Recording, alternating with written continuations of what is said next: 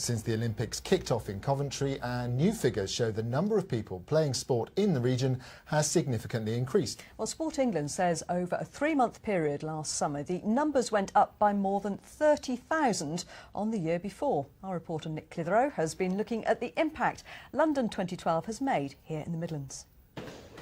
It's a freezing cold night in Tamworth, but inside the town's amateur boxing club, they're working up a sweat. We're not advertising at the moment, we're not pushing for new members, but constant stream of new people coming into the building. The other Olympic legacy for the club is the very building they're in. Last year they received £48,000 from Sport England's Inspired Facilities Fund. It helped them move to these new premises and transform them into a gym more than double the size of their old home. It's warm, it's bright, it's comfortable, it's dry. We've got the advantage of having 3 rings, where before we only had 1 ring.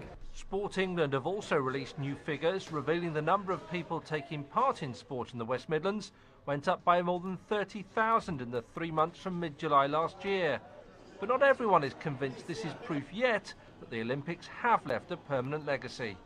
It's a bit like the Wimbledon spike, that we call it. After Wimbledon, you see you can't get on a tennis court for keen people. So you have this spike after events, following events, but it subsequently tends to drop. So we need to wait a little longer, I think.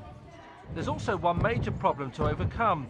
Cutbacks have bitten hard at local authorities who often provide the facilities that sports clubs use.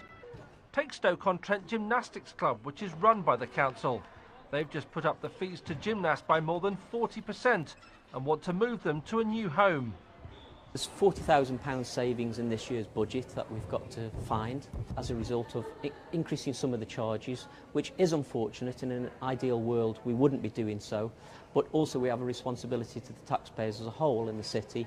We're disgusted. Our children have been here a long time and they're a big massive community and they're a very, very good team. They're really good together, but we haven't got any choice. We're going to have to leave. We can't afford the price increase. There's little doubt there are signs of a sporting legacy from the Games, but the task now is to ensure it doesn't slip away. Nick Clitheroe, BBC Midlands Today. Well, staying with sport, and West Bromwich Albion have this evening